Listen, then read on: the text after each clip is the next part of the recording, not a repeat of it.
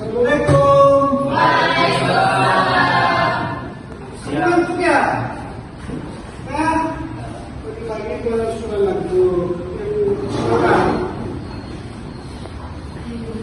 Apa kabar semuanya?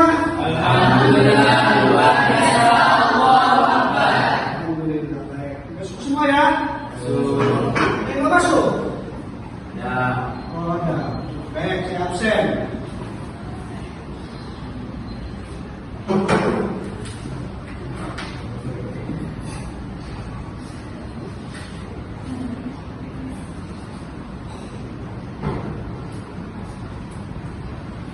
Oke, sebelum saya absen, terlebih dahulu mari kita mulai mengadakan kitab ini dengan berdoa.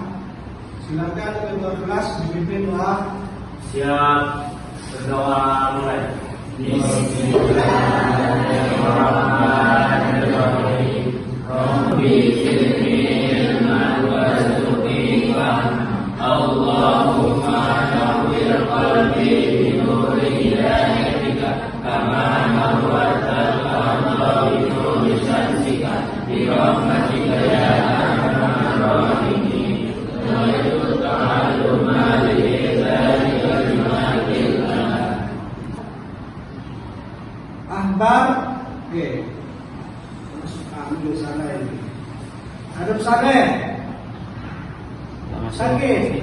Sakit. Amanda. Sakit juga. Adi. Esofia. Tania. Isi. Oke, baik.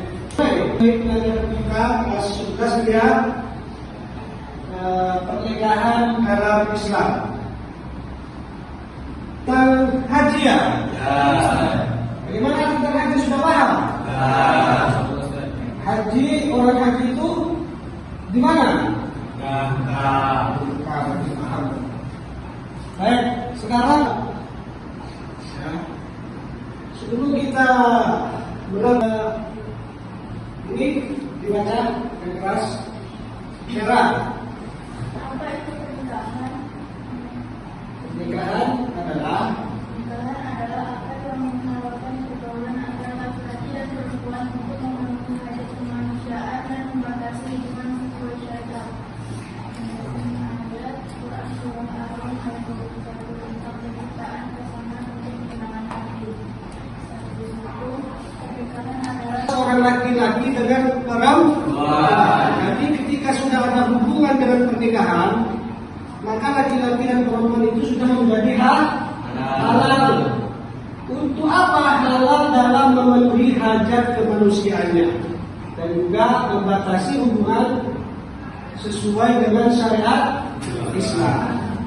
Itulah yang dimaksud dengan Quran surat Al-Rum. Quran surat Al-Rum. Ada yang tahu? Dia tazawwaj. Nah, itu ayatnya. Wahai para pemuda, barang siapa yang di antara kalian yang sudah mampu, itu dari hadisnya itu ya, dari hadis. Kalau surat Al-Rumnya nanti mungkin bisa dicari di Quran ayat 21. Itu yang pernikahan itu hukum aslinya, hukum dasarnya adalah sunnah. Status hukum pernikahan adalah sunnah Nabi Muhammad Shallallahu Alaihi Wasallam. Tidak diakui oleh Nabi sebagai umatnya. Karena nikah ini sangat dianjurkan. Oke, lanjut. Tujuan pernikahan. Di sini dijelaskan tujuan pernikahan itu diantaranya adalah ibadah. Jadi kita menikah itu tujuannya adalah untuk beribadah kepada Allah. Yang kedua adalah mengikuti sunnah Nabi sebagaimana tadi yang sudah disebutkan dalilnya. Yang ketiga adalah untuk menjaga keturunan. Jadi kalau kamu menikah nanti kamu nggak ada generasimu. Makanya dianjurkan untuk menikah. Biar apa? Biar ada yang meneruskan tujuanmu, langkahmu, cita-citamu itu oleh keturunanmu dan selanjutnya tujuan daripada menikah itu adalah untuk mendapatkan ketenangan. Ya, karena kalau sudah ada suami ya, sudah ada yang bersaudara. Selanjutnya rukun nikah. Rukun nikah ini ada 6, ada 5. Tolong dibaca ini. 1 apa rukun nikah? 1 calon mempelai laki-laki. 2 orang laki-laki saksi adil dan dewasa. Ijab dan kabul, ikrar, penyerahan dan penerimaan. Oke, jadi diingat ya, tujuan menikah ada 5. Saya tanya nanti di akhir apa?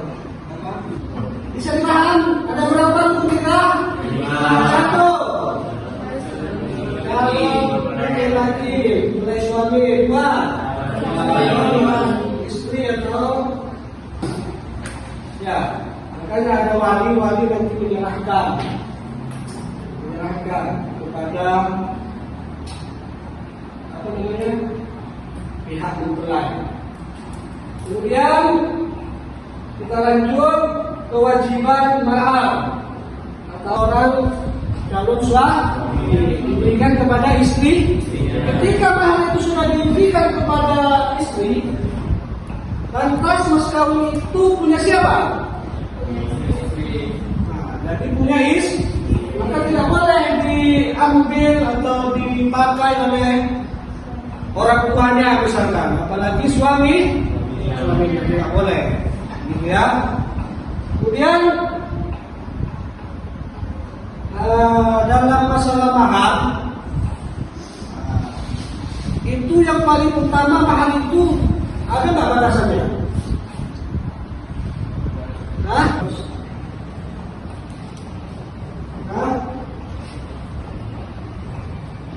Kira-kira seperti apa? Ada yang tahu? Mahar itu yang paling bagus adalah yang tidak memberatkan kepada seorang suami dan juga tidak menurunkan derajat. Ya, kalau suaminya kaya 1 M itu yang terbagus. Ya, kalau suaminya kaya. Tapi kalau suaminya tidak mampu, ini 1.000, itulah yang lah. Jadi tidak ada batasan mutlak atau tidak ada batasan tertentu. Kemudian selanjutnya bagaimana kriteria dalam memilih pasangan?